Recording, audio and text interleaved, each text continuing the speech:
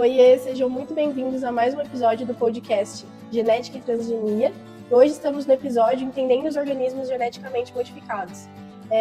Com muita alegria que a gente recebe aqui o Duguay Rodrigues. Ele é mestrando em Genética de Micro-Organismos. Ele vai contar um pouquinho sobre os organismos geneticamente modificados e trazer um parecer mais claro, assim, para que toda a sociedade consiga desmistificar essa área. Muito obrigada, Duguay. Agradeço pelo convite. E eu sei que então você trabalha no laboratório de bioenergia, certo? Sim, tem nome que bioenergia. Ah, muito legal. Com uma GAVA. Eu trabalho com leveduras. Ah, tudo bem. Pessoal É verdade, da micro-organismos. Sim. Então, tudo bem. A minha linha de pesquisa, ela envolve você pegar leveduras e qual que é o ponto-chave? Quando a gente produz etanol, a gente produz etanol do caldo da cana e esses açúcares são convertidos em etanol que a gente usa para abastecer, para tudo quanto tipo de coisa. A questão da minha pesquisa, ela foca mais no etanol de segunda geração. O etanol de segunda geração, em vez de usar o caldo da cana, a ideia é pegar o bagaço e utilizar os açúcares de 5 carbonos como a xilose que estão no bagaço da cana. Então a ideia é a gente aumentar a produtividade sem que a gente necessite de plantar uma área maior ou gastar mais espaço, porque a gente também se interessa em preservar o meio ambiente. Ah, muito legal. Primeiro, eu gostaria que você explicasse pra gente, então, o que são os organismos geneticamente modificados. Então a gente tem organismo geneticamente modificado, que a gente modifica o cisgene dele, que é o gene próprio dele. Então você não vai colocar coisas externas. Então você ou aumenta o quanto esse gene é expresso, utilizado, ou você deleta esse gene. Isso são modificações cisgênicas. Então um OGM que seja mais modificações, ele não é considerado transgênico. A gente tem os OGMs transgênicos também. O que é um organismo transgênico? Você vai pegar esse organismo e vai colocar genes de outra espécie dentro dele. Então a gente pode colocar, em tabaco para produzir alguma substância de interesse farmacológico ou alguma outra substância que seja interessante para a gente. Então, a questão do transgênio é justamente essa, você está colocando um gene que não é originalmente daquela espécie, mas tem todos os cuidados de biossegurança. Então, assim, se vai ser transgênio de algo que vai ser consumido, tem todos os cuidados para não produzir alguma substância que faça mal. Ah, muito legal. Sim. E então conta para mim um pouquinho sobre a relevância dos organismos geneticamente modificados para a agricultura moderna. Tá. Então, por exemplo, para minha linha de pesquisa, que eu faço parte, a Saccharomyces, que é a vida que a gente usa para fazer pão, utiliza para várias coisas, ela não consegue consumir xilose. Então, o meu trabalho, por exemplo, busca procurar genes que possam auxiliar essa levedura a consumir xilose, para que a gente possa levar isso para o industrial.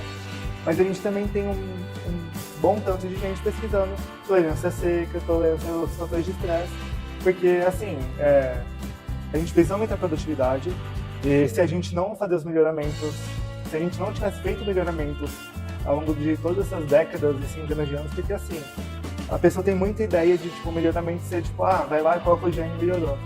Mas não, antes disso já tinha um melhoramento clássico, foram anos e anos de pessoas selecionando plantas melhores, que sejam mais produtivas, que seja mais docinha. Então, assim, vai muito além. Então, a gente pode separar entre melhoramento clássico e melhoramento moderno, mas moderno, digo entre aspas, que é, utilizando técnicas mais recentes de edição gênica.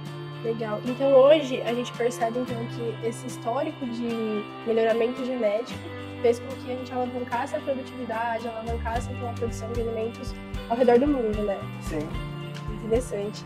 Conta pra gente um pouquinho quais são os benefícios e riscos que podem ser associados ao uso dos organismos geneticamente modificados na agricultura. Quando a gente pensa em organismos geneticamente modificados, assim, o risco, esse terrorismo que as pessoas colocam em cima do não é basicamente nulo. Porque é tudo muito controlado, você tem que ter certeza do que está indo no ar e do que está sendo produzido. Um caso muito interessante de transgenia foi uma tentativa que fizeram, que chama arroz dourado. É um arroz que ele tem uma produção de beta-caroteno para auxiliar na alimentação de regiões que têm deficiência de beta-caroteno. Então, as pessoas têm muito problema de visão por falta da vitamina, e foi uma tentativa de fazer um arroz mais nutritivo para ajudar essas pessoas. E aí teve, claro, um grande problema com patentes, porque eram 7 genes, e alguns desses genes estavam patenteados. Mas se eu não me engano, já houve a quebra das patentes justamente para conseguir fazer esse arroz e ajudar as pessoas. Legal. O cuidado principal que a gente tem que ter, pensando na biodiversidade, é assim, não deixar essas plantas transgênicas cruzarem com a vida nativa. Certo. Então, assim, tem que tomar muito cuidado com o polinizador, tem que tomar muito cuidado com com off-target, assim, com alvos que não são alvos transferidos. Então, assim, tem esse cuidado. Tem esse cuidado. Sim. Legal. Você comentou agora de um exemplo muito legal do arroz dourado, certo? Que outras culturas que a gente consome no dia a dia que existe, então, essa modificação genética? Soja, no geral, assim, Sim. não existe cultivo de soja que não seja transgênico hoje em dia. É impossível. São tantas pragas, doenças, condições climáticas que, se a soja não fosse modificada, a gente não teria produção. Então, soja, milho também é uma coisa que a gente tem muitos milhos transgênicos e não tem mais como evitar. Assim. Se a gente quer garantir a segurança alimentar, além de poupar desperdícios e melhorar a distribuição dos alimentos, não tem como a gente cultivar sem os transgênicos hoje em dia. Principalmente porque, com mudança climática, a gente precisa cada vez mais, além de combater as mudanças e desacelerar, a gente também precisa garantir que as nossas plantações continuem vivas. Então, a gente precisa de fatores de resistência seca, fatores de resistência ao calor. Porque quando a gente pensa em evolução, assim, a gente todo organismo vivo depende de gerações e tempo para se adaptar às mudanças. E, com o aquecimento global antropogênico, a gente não dá tempo.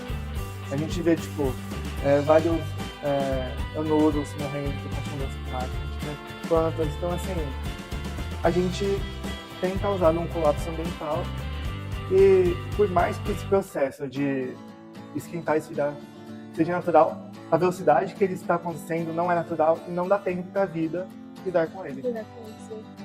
Como que é a ética e a parte também de regulamentação para a pesquisa de organismos geneticamente modificados? Então, assim, sempre que a gente vai trabalhar com organismos que a gente vai modificar, a gente tem uma lista de pessoas que mostram, vai trabalhar com esse nível de biossegurança, vai trabalhar com esse tipo de organismo. E tudo isso tem que passar por um comitê. Então, anualmente é mandada essa lista com autorizações. E, por exemplo, todo OGM que eu trabalhei no laboratório fez experimento, a gente tem que descartar de forma adequada. Então, fez experimento, matou o organismo, inativou, e aí descarta. A gente tem que tomar muito cuidado para não deixar isso sair do ambiente controlado. Assim. Legal. E agora pensando um pouquinho mais sobre futuro, né? Você que está aí estudando constantemente sobre o tema, está aí se especializando, daqui a pouco vai estar para o doutorado. Quais são as novas tendências de pesquisas associadas ao melhoramento genético? Tá, eu acho que não tem como não falar do CRISPR, porque assim, é uma ferramenta que tem possibilitado edição genética de uma maneira muito precisa, muito eficaz, e assim, tem acelerado muitas coisas. E fora isso, eu acho que a questão do resistência ou não aos transgênicos. Porque nem na União Europeia eles são muito fechados com isso, não vai ter transgênicos de forma alguma. Isso dificulta muito, então a gente tem que procurar esses genes que possam ajudar, a gente tem que fazer modificações de versões, aumentar a expressão.